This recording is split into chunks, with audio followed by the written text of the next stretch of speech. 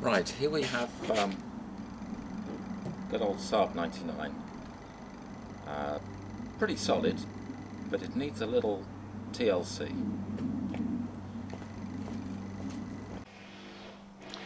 Right, the interior is pretty good shape, certainly after nearly 40 years. But a common problem these Saabs have is with the headlining. It starts to droop.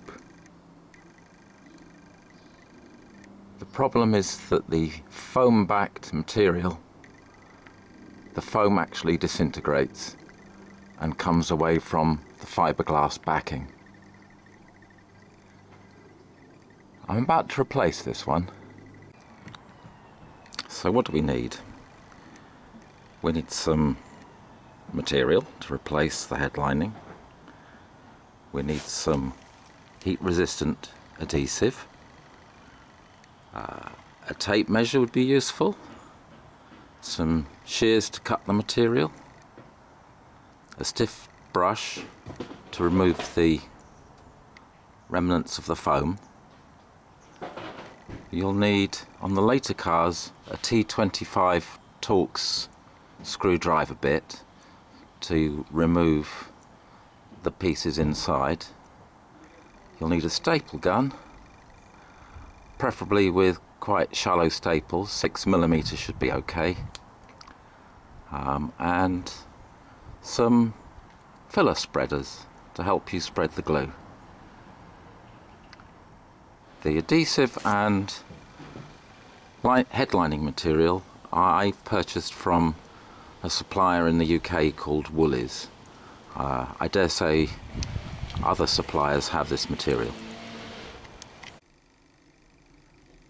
The first job is to remove all the bits of trim around the headlining, like the sun visors, rear view mirror,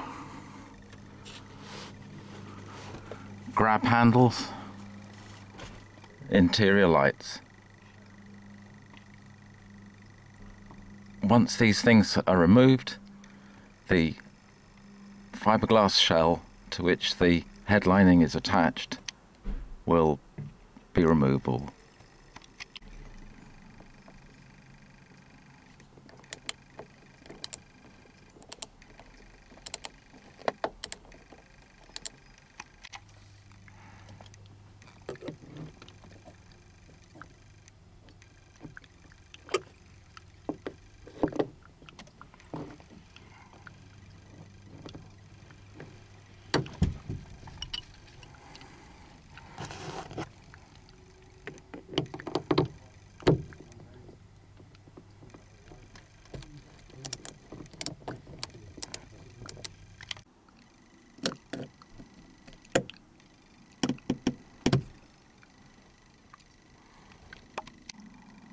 Using the right tool for the job is always a very good idea.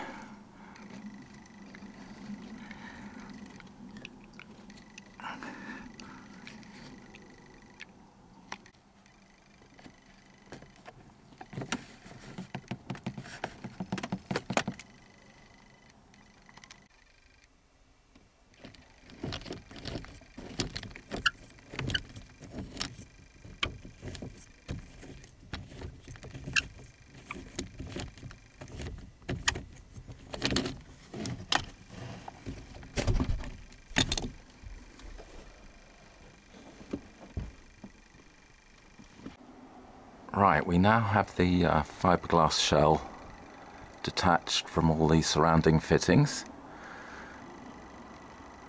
The next job is to get it out of the passenger door. It's quite possible, I've done it before, but here goes. So I have the passenger seat fully reclined to give me a bit more space.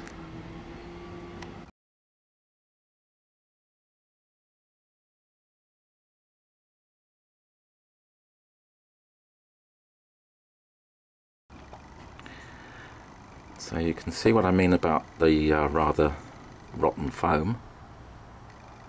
It's all gone horrible dark brown and powdery.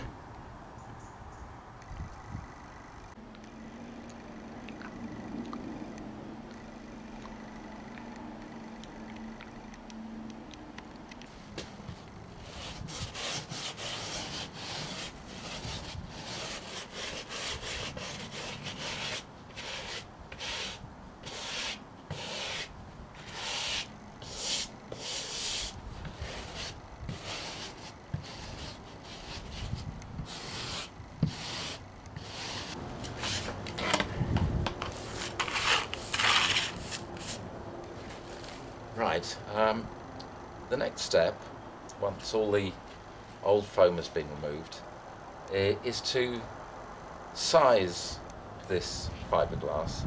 It's very absorbent, and to get the best results, a layer of glue before you even start thinking about gluing the lining on. Right, here goes.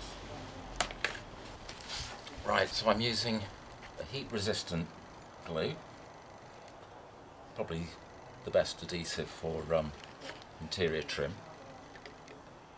It's toxic, so outside or in a well-ventilated space.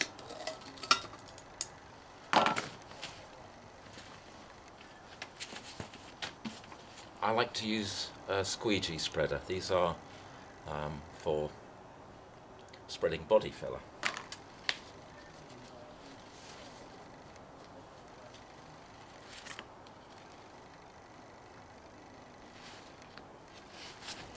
Well, I've used up quite a lot of that litre, and it's spread all over this fiberglass shell, and it just disappears.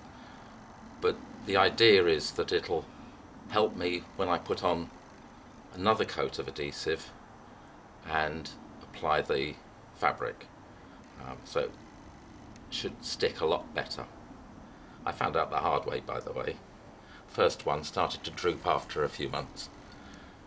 And then somebody told me that it's a good idea to size the fiberglass shell first. Time for a break, I think.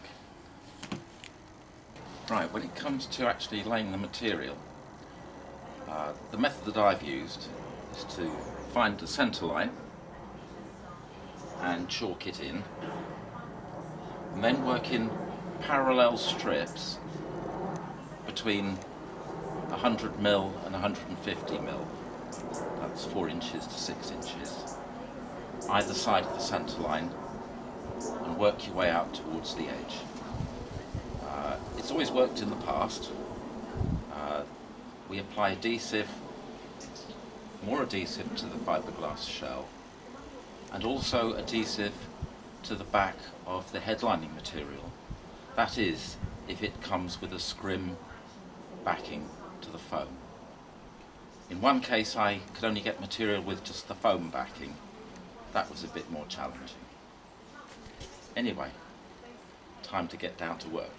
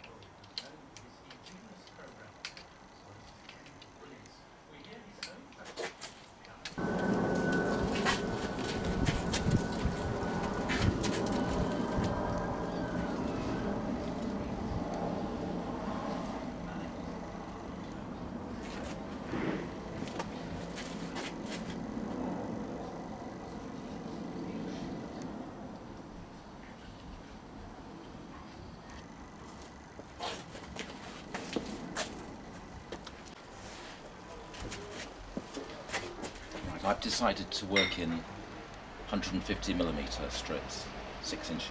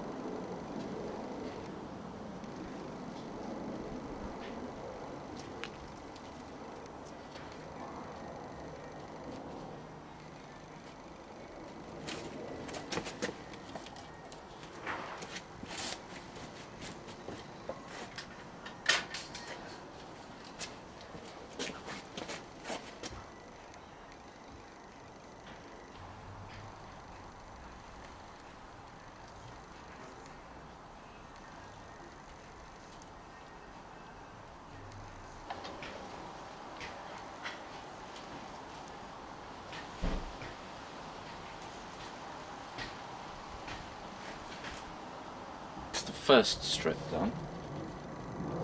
Now to do the other side. Well, that was fun. We've just had a bit of a rain shower. No damage done, I don't think. Let's carry on.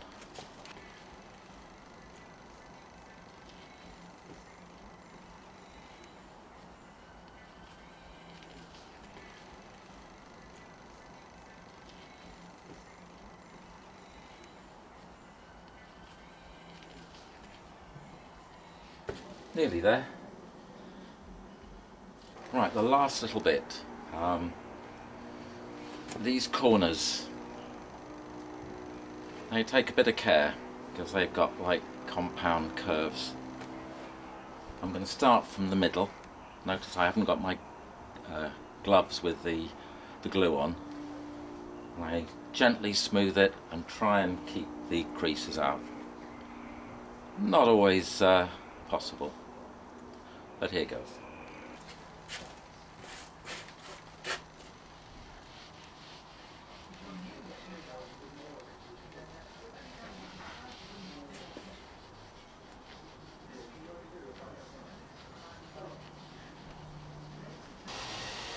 This is where the swearing might come in.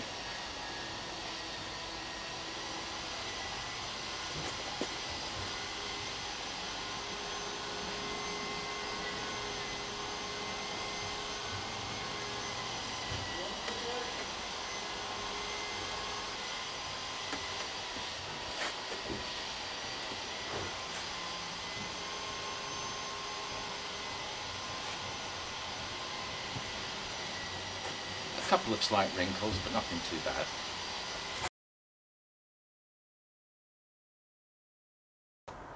After gluing, trim around, leaving about that much, which is about an inch, 2 centimeters, 2.5 centimeters, to fold over and staple to the shell.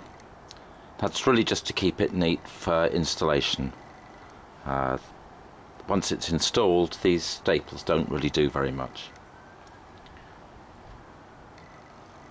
Leave overnight to dry, and then with a sharp craft knife start cutting out around these holes so that it's easy to locate and fix back into the car. When it comes to installing the headlining, it's the reverse of the removal, but with the swearing in different places. All done. Not too bad.